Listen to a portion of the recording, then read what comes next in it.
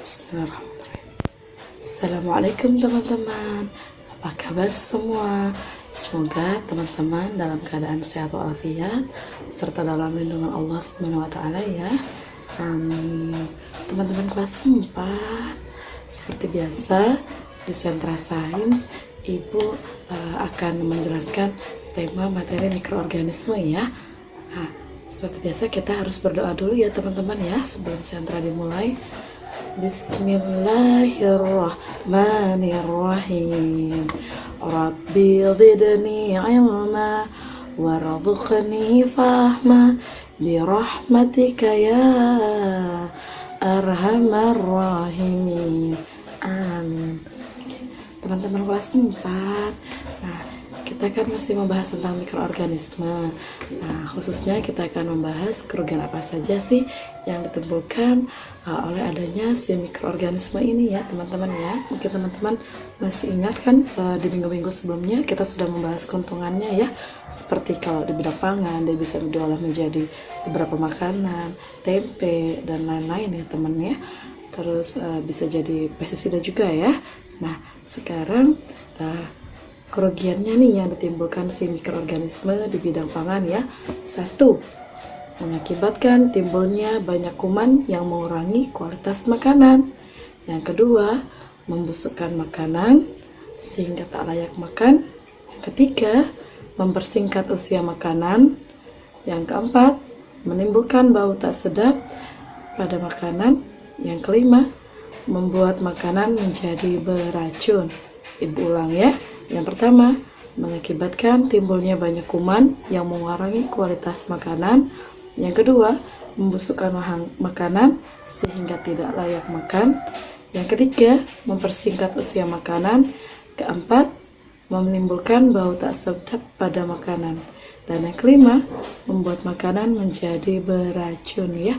Jadi teman-teman bisa contohnya nih, bisa membayangkan ya, kita beli makanannya ternyata rusak kemasannya atau mungkin expired ya teman-teman ya, sehingga dia mengalami pembusukan atau mungkin basi ya, sehingga otomatis kan banyak kuman. Terus kalau sudah banyak kuman, otomatis makanan yang seharusnya kita bisa simpan dalam jangka waktu yang panjang, misalnya 1 bulan, ternyata tidak sampai 1 bulan dia sudah mengalami yang namanya kerusakan atau pembusukan ya teman-teman ya. Nah, otomatis usia makanannya selain berkurang terus menimbulkan bau tidak sedap teman-teman ya. Ada aroma-aroma yang tidak nyaman yang kalau kita konsumsi juga itu bisa mengakibatkan badan kita keracunan ya teman-teman ya, karena makanannya udah terkontaminasi oleh bakteri jahat juga kuman-kuman ya teman-teman. Oke. Nah, itu tadi kerugian yang ditimbulkan mikroorganisme di bidang pangan ya.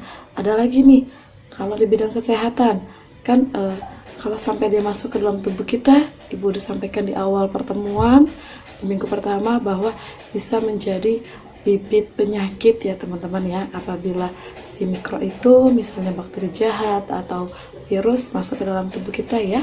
Ada beberapa contoh penyakit yang bisa menyerang tubuh kita ya teman-teman ya. Yang pertama adalah TBC atau tuberkulosis. Penyakit ini menyerang paru-paru dan menular melalui udara ya teman-teman ya. Persis seperti batuk ya. Gejalanya itu berat badannya jadi turun, terus ada batuk kronis, terus dia demam, terus kurang nafsu makan, dan lain-lain ya teman-teman ya. Dan butuh waktu minimal 6 bulan sampai 1 tahun untuk disembuhkan dengan proses pengobatan yang tidak boleh putus. Jadi harus dia itu harus berkelanjutan ya teman-teman ya. Jika putus biasanya harus dimulai dari awal kembali ya. Itu untuk TBC ya. Terus yang kedua, tipes atau demam tiroid ya. Ini penyakit yang disebabkan oleh bakteri yang menyebar melalui makanan ya, yang terkontaminasi ya teman-teman ya. Biasanya sih ini kalau kita itu kurang menjaga kebersihan ya, misalnya jajan sembarangan seperti itu, atau mungkin kita sebelum makan ya tidak mencuci tangan ya teman-teman ya. Misal paling gampang teman-teman jajan nih, jajan kue, ternyata penjualnya kurang memperhatikan kebersihan, yang ada makanannya terkontaminasi oleh bakteri ya, yang kalau kita makan dia menjadi sumber penyakit si tipes atau demam tiroid ini ya. Gejalanya itu biasanya itu dia demam tinggi teman-teman sampai 40 derajat Celcius ya, dan demamnya itu bertahan beberapa hari, terus sakit perut, terus bisa sembelit atau mungkin diare ya, bisa sembelit ya, tahu sembelit ya. Sembelit itu susah buang air besar ya teman-teman ya, atau dia kebalikannya ya, bisa diare. Nah, sekarang yang ketiga ya, penyakitnya diare. Siapa di sini yang mungkin pernah mengalami diare, atau mungkin keluarganya atau sanak saudaranya ya teman-teman ya? Iya, betul sekali. Diare itu adalah penyakit yang kita sering BAB ya. BAB-nya bisa encer atau lunak ya teman-teman ya, sehingga menyebabkan tubuh kita menjadi dehidrasi. Dehidrasi adalah kekurangan cairan tubuh ya teman-teman ya. Nah, penyebab diare ini itu karena ada infeksi yang menyerang sistem pencernaan ya. Sistem pencernaan kita masih ingat ya, mulai dari mulut, kerongkongan, lambung, usus ya, mau usus besar, usus halus, usus 12 jari ya teman-teman ya. Terus penyakit ini tuh sering banget dialami sama anak-anak ya. Jadi yang masih kategori anak-anak atau adik-adik kita itu sering mengalaminya ya. Tapi jangan khawatir, penyakit ini bisa diobati.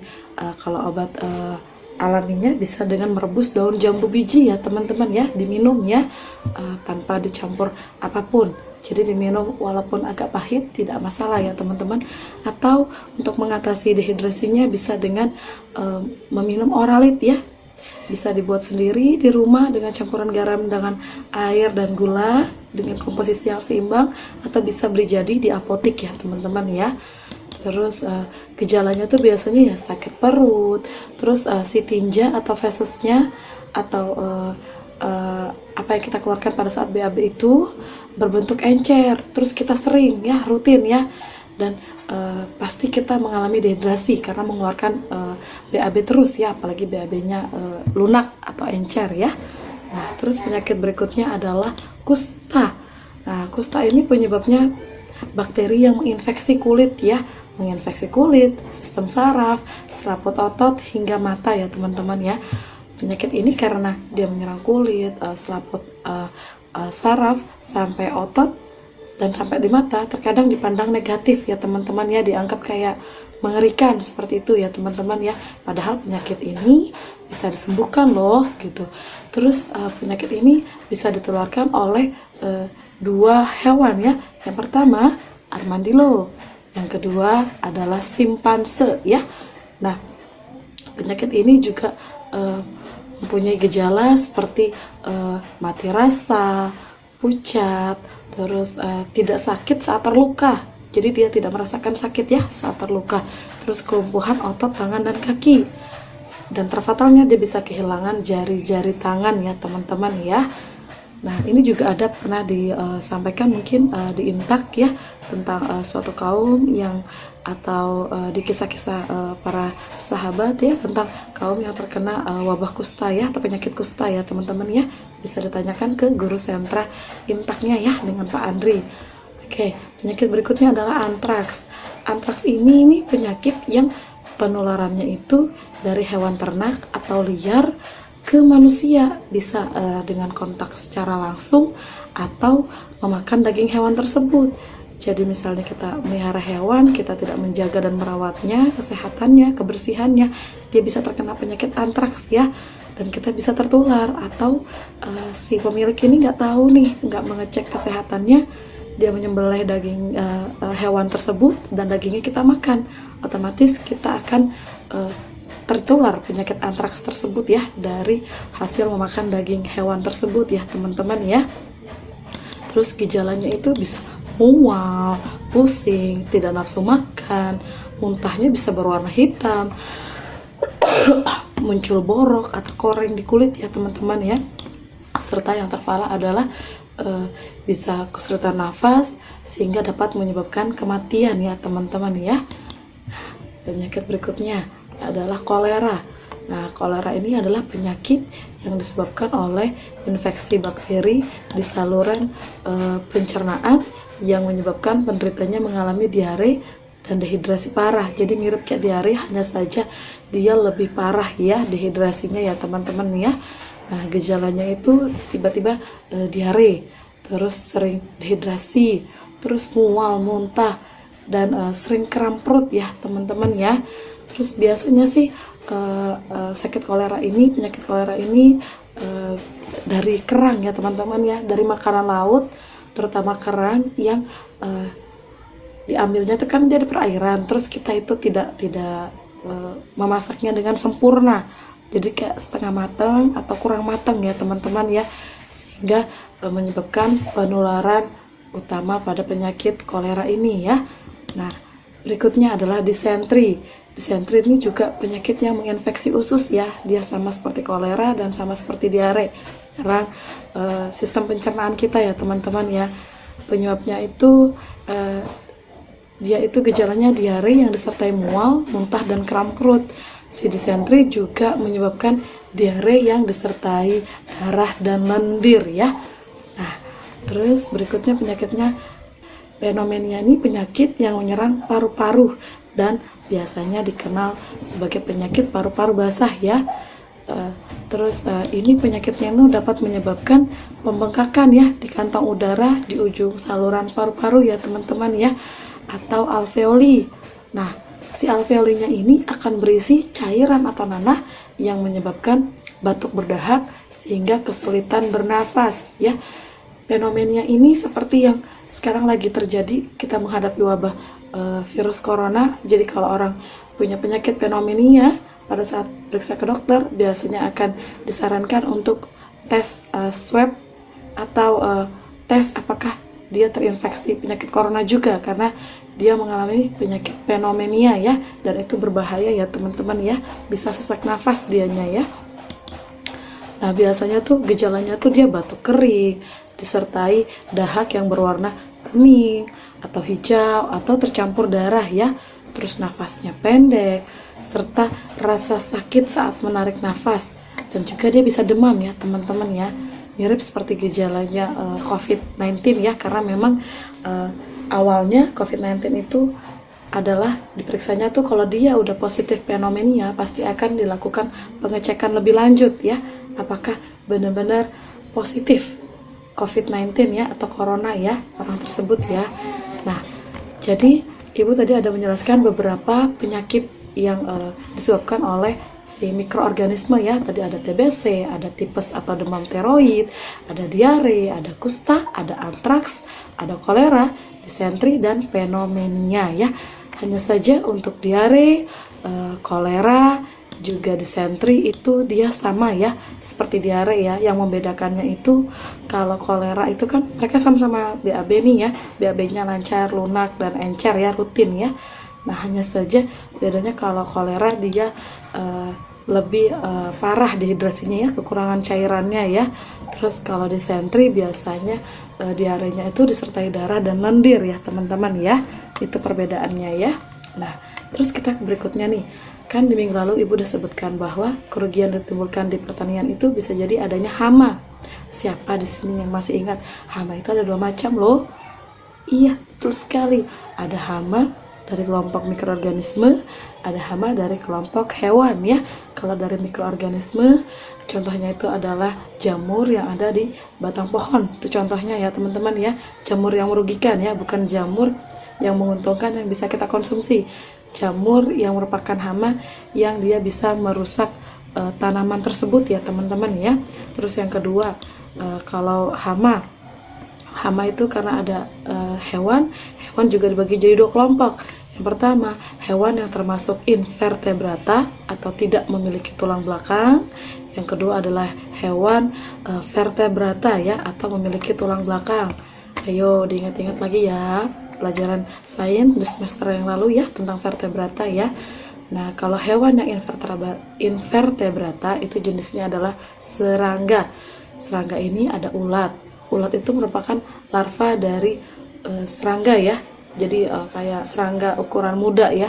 bentuknya masih ulat ya, itu bentuknya masih larva ya, itu ulat ya. Jadi ulat merupakan larva dari serangga. Yang kedua kupu-kupu, yang ketiga ngengat, berikutnya kepik, belalang, lalat, kumbang, rayap, kecoa, dan nyamuk ya. Untuk kupu-kupu, ngengat, itu semuanya itu larvanya yang merusak ya teman-teman ya. Sering ada kan di daun-daun tuh larvanya dari beberapa serangga, otomatis dia akan rusak ya teman-teman ya. Terus untuk kepik, dia merusaknya tuh dengan menyerap cairan tanaman sehingga tanaman menjadi layu, terus lama-lama mati ya teman-teman. Kalau belalang itu juga memakan daun ya, sering kan teman-teman lihat belalang itu suka bolongin daun. Nah, otomatis kan lama-lama rusak ya teman-teman ya tanamannya ya. Lalat juga seperti itu, larvanya yang merusak. Bahkan lalat sama kecoa dan nyamuk itu kalau sampai hinggap di makanan kita atau terkontaminasi dengan kita di rumah, itu bisa menjadi sumber penyakit ya buat kita ya, karena mereka kotor ya teman-teman ya. Nah, untuk rayap biasanya tuh dia suka merusak kayu ya teman-teman ya. Terus kalau kumbang, dia itu menggigit dan merusak tanaman. Nah, contoh berikutnya adalah contoh hewan invertebrata dari jenis mamalia ya. Ada tikus, mau tikus yang di rumah atau tikus tanah, terus ada kera, ada rubah, ada rakun, ada beruang, misalnya beruang madu ya, terus ada kekelawar dan babi hutan. Untuk tikus maupun tikus tanah, apalagi tikus tanah ya, dia biasanya merusak hasil pertanian. Tikus yang di rumah saja biasanya dia merusak barang-barang kita kan, sering bolong, apalagi makanan kita ya, terkadang dimakannya ya teman-teman ya. Terus kalau kera, rubah, dan rakun itu biasanya dia suka mencuri hasil pertanian ya teman-teman ya. Kalau beruang, misalnya beruang madu, dia suka menggigit-gigit batang tanaman, batang pohon ya teman-teman ya, otomatis rusak. Terus untuk kekelawar biasanya dia suka memakan hasil perkebunan atau buah-buahan yang ada di pohon ya. Sering kita melihat buah yang udah bolong atau jatuh di tanah dengan posisi udah mateng dan dia posisi sudah tergigit oleh kekelawar ya teman-teman. Dan untuk babi hutan, dia juga selain merusak, dia juga suka memakan hasil dari perkebunan itu ya teman-teman ya. Oke, Ibu harap sampai di sini teman-teman memahami apa yang Ibu sampaikan. Jika ada yang ingin bertanya, silahkan bertanya ya teman-teman pada saat recalling, atau mungkin bisa menghubungi Ibu ya. Untuk lebih jelasnya mungkin teman-teman bisa diputar ulang kembali video dari Ibu ya. Oke, Ibu akhiri dengan alhamdulillah. Kita tutup dengan kafaratul majlis ya teman-teman ya. Subhanakallahumma wa bihamdik, asyhadu an la ilaha illa anta, astaghfiruka wa atubu ilaih. Walhamdulillahi rabbil alamin. Oke teman-teman, pastikan jaga kesehatan dan jaga kebersihan. Assalamualaikum warahmatullahi wabarakatuh.